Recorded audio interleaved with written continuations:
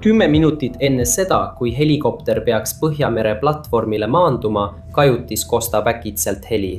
Reisijad vaatavad rahutult ringi, kuid ei ütle midagi.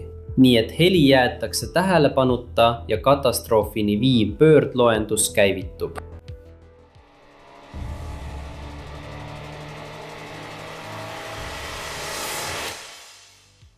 Põhjameri on karm, ettearvamatu ja surmav.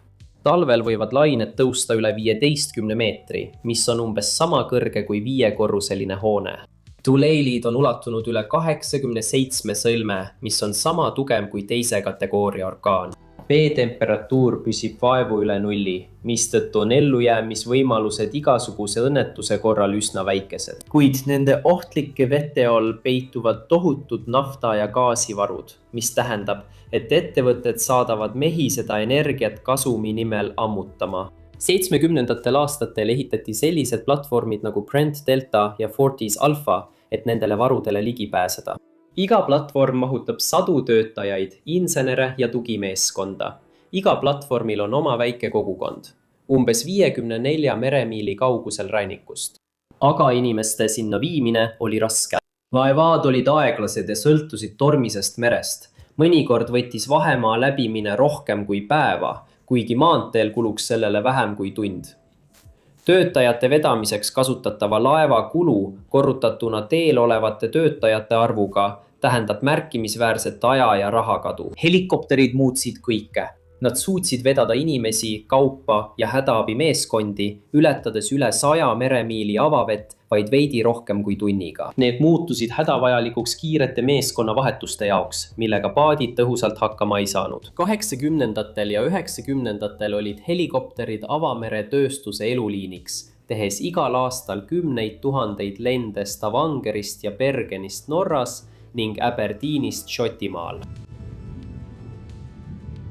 Levinud helikopter, mida kasutati, oli Eurocopter AS332 Super Puma. See on keskmise suurusega universaalne mudel, millel on 4 laba ja 2 mootorit, mõeldud 2 meeskonnaliikmele ja 18 reisijale. 2000. alguses keelasid paljud naftafirmad keskmise tagumise istme kasutamise, mis vähendas mahutavuse 17 reisijale. Nad leidsid, et hädaolukorras oli 3 reisija evakueerimine tagumise akna kaudu liiga keeruline. AS332 arenes hiljem edasi EC225 mudeliks, millel oli 5 labaga rootor ja rohkem mootori võimsust, kuid säilitas sama pearootori käigukasti. EC225 Super Puma oli 2 mootoriga keskmise suurusega helikopter, mis oli pikem ja moodsam kui algne AS332. See mahutas 2 meeskonnaliiget ja 19 reisijat, kellel olid 4 punkti turvavööd ja kõrged seljatoed, et toetada pead ja kaela õnnetuse korral. 1. aprillil 2009 oli Bond Offshore'i helikopteri lend 85N plaanitud tegema mitu reisi Aberdeenist Põhjamere naftaplatvormidele. Algne AS332 Super Puma oli just Bruce'i platvormilt tagasi jõudnud, rootorid veel pöörlemas. Meeskond vahetus. Uus piloot sai lühikese instruktaaži, õhusõiduk tankiti ja reisijad hakkasid pardale minema. Kell 10:42 tõusis helikopter õhku, suundudes BP Milleri naftaväljale, mis asub umbes 145 meremiili Aberdeeni kirdes.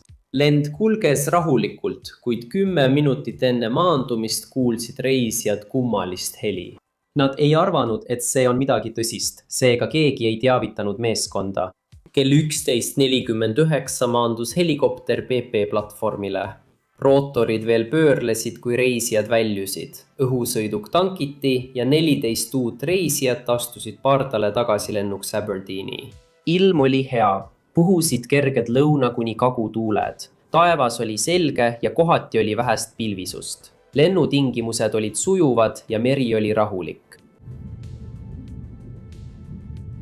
Kell 12:03 tõusis helikopter õhku ja tõusis 610 meetri kõrgusele. Naastes Aberdeeni kell 12:54. Kaaspiloot tegi tavapärase kõne, teatades, et helikopteris on 14 reisijat. Kõik on heas seisukorras ja hinnanguline saabumisaeg on 13:14. 12 sekundit hiljem saatis piloot hädakutsungi Mayday, millele järgnes kaaspiloot, korrates Mayday'd ja lisades üksikasju nende asukoha kohta. Helikopter tõusis lühidalt 670 meetri kõrgusele, pööras siis paremale ja alustas kiiret laskumist. La Eva Normand Aurora meeskonnaliige nägi, kuidas helikopter kukkus järsult alla ja tabas merd umbes 2 meremiili kaugusel nende asukohast. 4 peamist rootorilaba ja rumm eraldusid ning kukkusid lähedal vette. Järgnes plahvatus, mis paiskas õhku halli suitsu, mis muutus peagi mustaks. Meeskonnaliige andis häiret ja Aurora pöördus õnnetuspaiga poole, mis asus umbes 11 meremiili kirdes Peterheadist Šotimaal. Normand Aurora lassi välja kiirpäästepaadi, kui ta suundus õnnetuspaiga poole. Aberdeenis kinnitas radarikontroller Mayday signaali ja püüdis lennumeeskonnaga ühendust saada. Ta palus teisel samal marsruudil liikunud kopteril kontrollida merd kohas, kus lend 85N oli viimati radaril nähtud. Nii päästepaat kui ka kopter jõudsid umbes 150 meetri laiusele rahutule veealale. Nad laitsid kopteri rusud, 2 päästeparve ja 8 ellujäämisvarustuses inimest. Ellujäänuid ei olnud. Otsingu- ja päästemeeskonnad jõudsid sündmuskohale 40 minuti jooksul ja korjasid üles vee peal hõljuvad rusud. 2. aprilli õhtul skaneeris Mere- ja Rannavalveameti heaks töötav uurimislaev merepõhja kõrglahutusega sonari abil. Järgmisel päeval leidis see peamise vraki 100 meetri sügavuselt. Lennuki kere, peamine rootor ja sabaosa. Sügavuse tõttu palkas lennuõnnetuste uurimisbüroo külastussukeldumisega päästelaeva, et vrakk pinnale tuua. 4. aprillil jõudis sündmuskohale sukeldumistoetuslaev. Järgmiseks päevaks toodi kõik 8 alles jäänud surnukeha lennuki kerest välja. Lennuandmete salvesti ja kokpiti helisalvesti leiti samuti üles ning saadeti koos vrakiga analüüsimiseks Farnborough lennuõnnetuste uurimisbüroosse. Ühendkuningriigi lennuõnnetuste uurimisosakonna uurijad keskendusid kiiresti peamisele rootori käigukastile. Rootori pea oli kerest lahti rebenenud. Mootorid olid terved ja juhtimissüsteemid ei olnud üles öelnud. Midagi käigukasti sees oli purunenud nii suure jõuga, et konstruktsioon ei suutnud sellele vastu pidada. Kopterimootorid pöörlevad kiiresti, kuid rootorid peavad tegelikult pöörlema aeglasemalt kui mootor. Super Puma 2 mootorit töötab 23 000 pöördeni minutis, kuid peamine rootor pöörleb umbes 265 pöördeni minutis. Peamine rootori käigukast vähendab mootori kiirust umbes 87 korda, kandes samal ajal tuhandeid hobujõude rootori mastile. Sellel on 2 sektsiooni. Alumiine osa, mida nimetatakse põhimooduliks, vähendab sisendkiiruse umbes 2400 pöördeni minutis. Selle kohal asub epitsükliline reduktorkäigukast, mis vähendab kiirust veelgi umbes 265 pöördeni minutis. Ülemises moodulis asub 2. astme planetaarülekandesüsteem. Keskne päikeseratas juhib mitut planeediratast, mis pöörlevad rõndashammasratta sees, kui päikeseratas pöörleb. Planeedirattad tiirlevad ja jagavad koormust ühtlaselt, hajutades tohutuid jõude. Super Puma helikopteris võtavad need planeedirattad vastu osa kõige suuremast pingest lennukis. Igaüks neist talub 10 000 hobujõudude suurust võimsust. Nad pöörlevad tundide kaupa suurte koormuste all ja kui üks neist üles ütleb, võivad tagajärjed olla katastroofilised. Probleemide varajaseks avastamiseks on käigukastis magnetilised laastudetektorid, mis koguvad õlis olevad metalliosakesed kokku. Kui hammasratas või laager hakkab kuluma, tuvastavad detektorid metallilaastud ja annavad hoiatuse. Teoorias võimaldab see inseneridel leida ja parandada probleeme enne, kui lennu ajal rike tekib. Kahjustatud epitsüklilises moodulis leidsid uurijad 2. astme planeethammasratta, mille velg oli lõhki rebenenud. Mikroskoopiline analüüs näitas murdepinnal kaariaid jooni, mis tõestasid, et väsimuspragu oli aeglaselt läbi terase kasvanud. Väike pragu tekkis sügaval hammasratta sees ja laienes iga pöördega veidi, kuni lõpuks jõudis veljeni, mis põhjustas kogu süsteemi rikke. Kui velg murdus, purunes hammasratas, paisates terasetükid lähedal asuvatesse komponentidesse ja kiiludes käigukasti kinni. mootorid pöörlesid edasi, surudes jõudu kinni kiilunud süsteemi, kuni kõige nõrgem lüli, ühendus rootori pea ja kere vahel, murdus, rebides rootori tükkideks. Uurijad leidsid siis midagi veel murettekitavamat. 36 lennutundi enne õnnetust oli laastudetektor avastanud mikroskoopilised metalliosakesed, mis olid vaid mõne millimeetri laiused. Hooldusinseneerid uurisid neid, kuid kuna laastude tõlgendamise protseduurid olid ebaselged, puhastasid nad lihtsalt detektori ja saatsid kopteri tagasi teenistusse. Keegi ei märganud, et need metalliosakesed pärinesid planeetülekande hammasrõngast, mis oli varajane hoiatus varjatud prao kohta.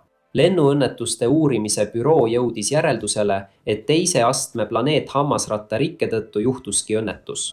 Väsimuspragu oli arenenud aeglaselt, vabastades tükikesi, mis viitasid tõsisele rikkega, kuid selgete juhiste puudumisel jäi hoiatus tähelepanuta.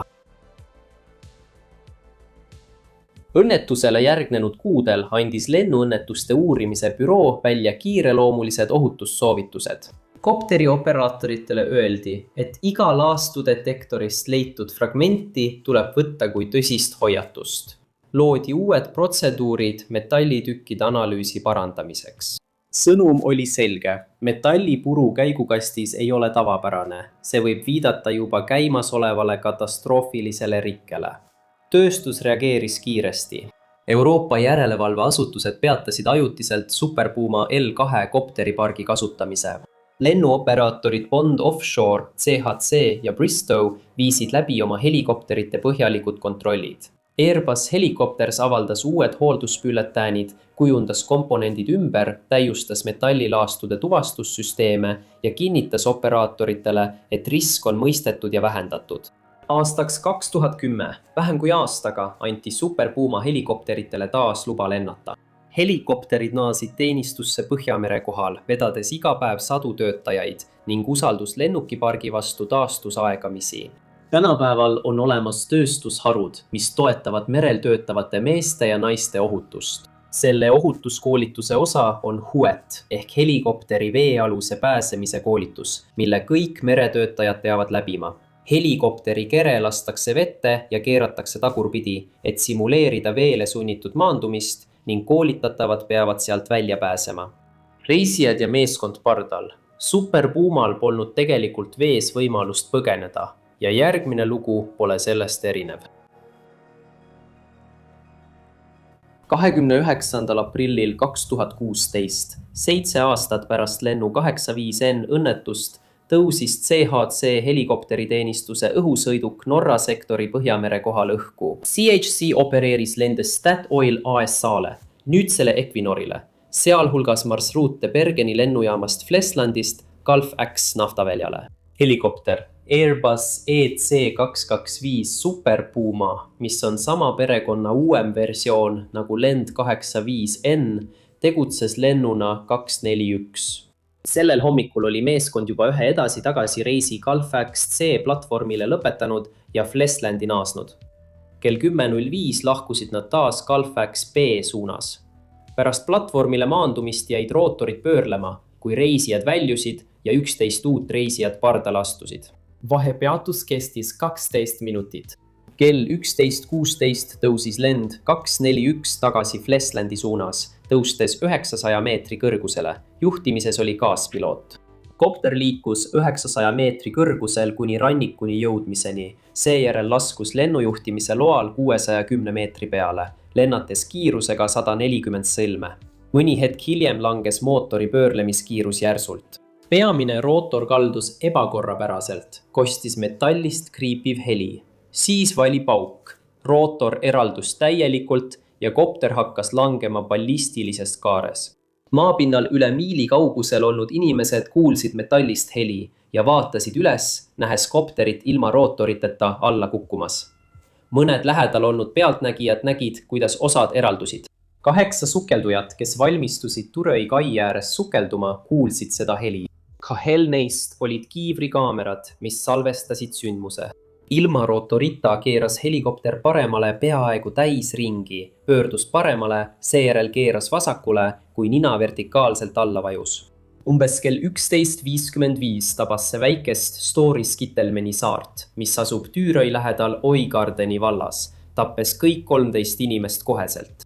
Kokkupõrge hävitas helikopteri ja enamik rususid libises merre, jäädes peatuma mõne meetri kaugusele rannikust, umbes 5 meetri sügavusele. Tõusis valge kütusauru pilv, mis süttis ja põhjustas saarel tulekahju.